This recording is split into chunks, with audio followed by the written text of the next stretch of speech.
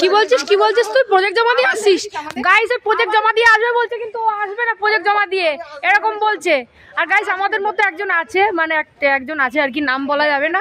তো ও হচ্ছে তোমার সরি লাস্টে হচ্ছে আমাদের প্রচুর হাসিয়েছে, প্লাস অনেক কিছু করেছে। বাস আমরা মানে লিখতেও পর্যন্ত ওর কথা শুনে আমরা হেসেছি।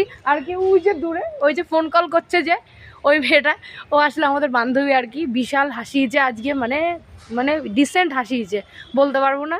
আর আমরা এইসব বান্ধবী আমাদের কলেজের মানে মাঠে আছি আজ আর কি। তো ব্যাস, তো হাই করে দাও, হাই। হ্যাঁ তো দেখতে থাকো।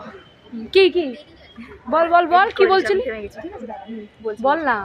আরে এডিট করবো না, এটা বল হয়ে যায়। এই মেয়েটা, হ্যাঁ আমি বলেছি, এই মেয়েটা আজকে পরীক্ষার হলে কিছু পছন্দ জ্বালিয়েছে, আমরা লিখতে পারছি না, একটুখানি লিখছি ফোন থেকে, আর সবাই বলছে স্যার আসছে। হ্যাঁ মানে আমাদের সবাইকে লেখার মধ্যে আসছে প্রিয়োরিটি, ও বলছে কার মধ্যে আর আজকাল প্রিয়োরিটি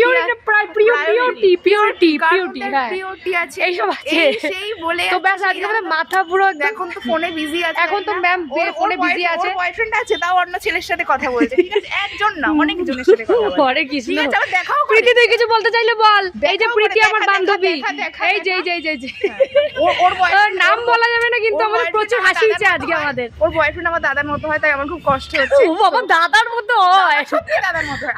আমি ওদের রিলেশনটা করিয়েছিলাম, কিন্তু আচ্ছা fail। প্রীতি কি বলতে চাচ্ছিস?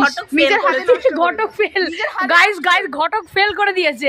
আর কি বলবো গাইস, না একদমই না।